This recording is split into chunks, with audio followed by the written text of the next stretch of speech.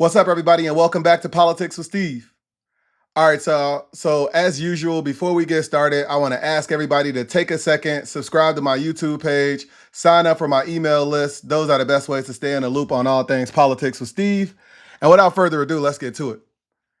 All right, y'all. So China is kicking Trump's ass in trade negotiations right now. President Xi of China is currently, just abusing Trump, spanking him.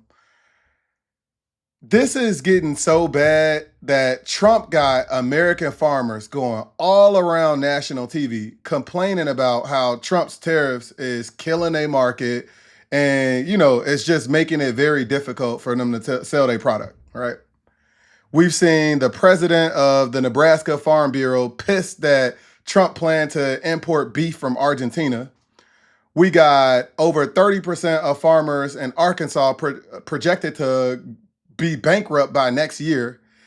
And I discussed all of this on TikTok. I think it was a couple weeks ago. And people that was familiar with the farming industry or allegedly were farmers told me that I didn't know what I was talking about. They told me that this just wasn't going on. I'm going to drop a link to that TikTok video. I want y'all to read some of those comments. And because of that, I want y'all to actually take a look at what some of these farmers are saying. So it's not coming from me. I'm going to show y'all a couple clips. The first clip is going to be a clip from the Iowa State auditor talking about what he sees in his state as a result of these tariffs. And then we're going to take a look at what a farmer is saying. And then we're going to talk about it, obviously.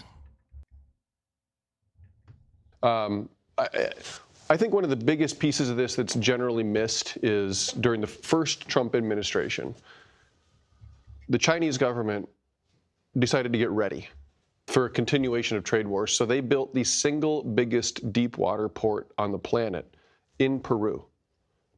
Just like that, because they said, if we are going to have disagreements about trade with the United States, the one place that you can really hit the United States on trade is agriculture. Well, then we, being China, they want to have the ability to bring South American soybeans, South American corn to China at a lower cost. Let's quit pulling it all the way around South America. Let's just take it from Brazil and Argentina over to Peru, load it into the biggest ships on the planet because you can pull them right up to this deep water port and bring them home. They were ready for this. They were ready for a second administration under Donald Trump. And now it's come. And now they're boycotting it. And we've had zero orders for soybeans in the United States from China. Zero. Are you seeing cracks in the Iowa economy? Yeah. Oh, our economy is in 49th place in the country. It's Iowa and North Dakota, the only two shrinking economies in the country right now. Red states. And it's going to get worse. Representative Don Bacon from neighboring Nebraska has said Nebraska and Iowa right now is in a recession. Yeah. True? Oh, yeah. That's what it looks like from all the numbers that I've looked at. Yeah, we had literal negative growth a few quarters in a row.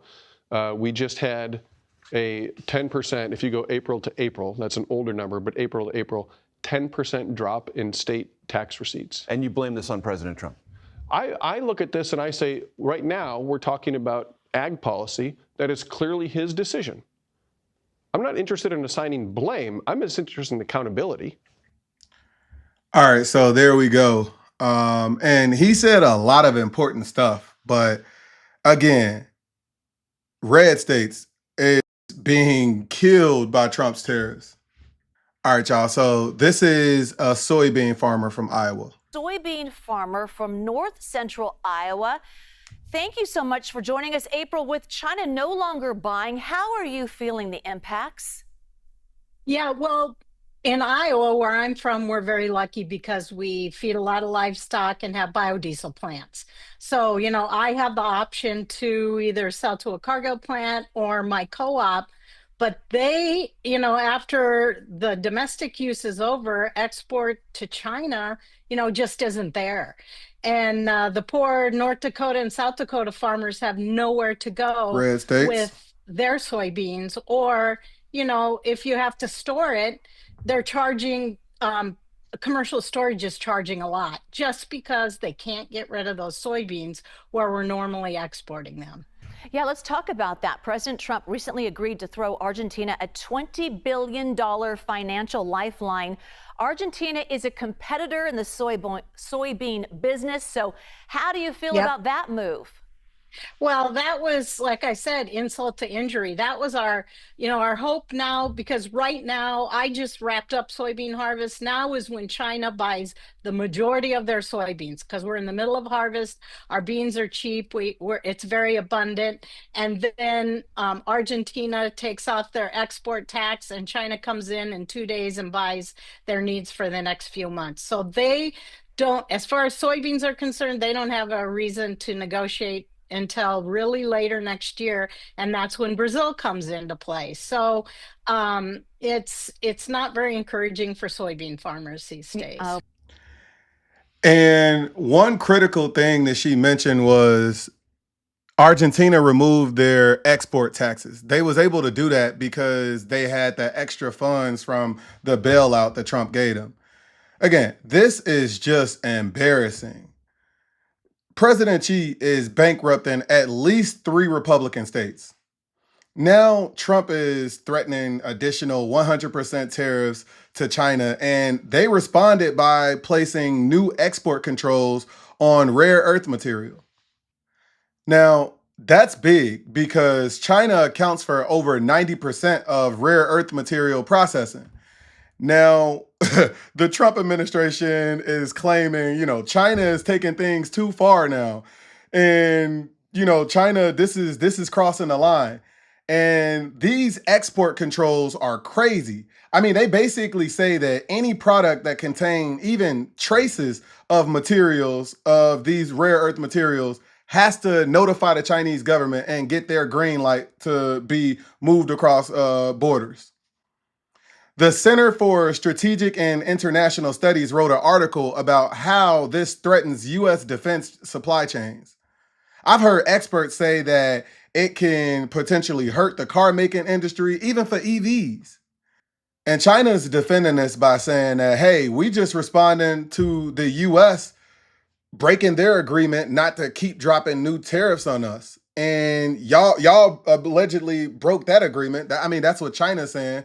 So as we speak, Trump is over in Asia. He's supposed to be meeting with President Xi in South Korea soon.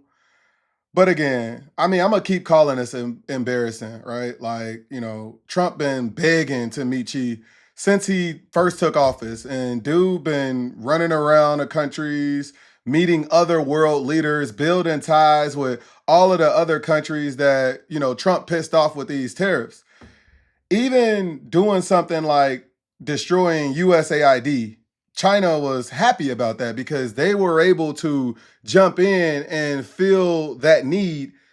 And a lot of people don't understand this, and I'm going to just talk about this real quick, but one of the primary purposes of USAID was to improve the United States' relationship with foreign countries. Like, the second USAID went away, China stepped in to start providing that critical aid to all of these countries and stuff like that. But of course, that's also spreading their influence.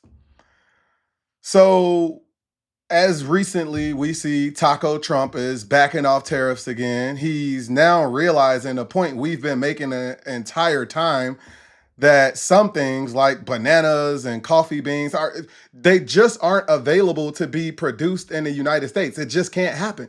And that was one of the points that the left has been trying to make this entire time. You can't just open up facilities or just start growing bananas in the United States. That's why the fundamentals of this tariff war just does not make sense.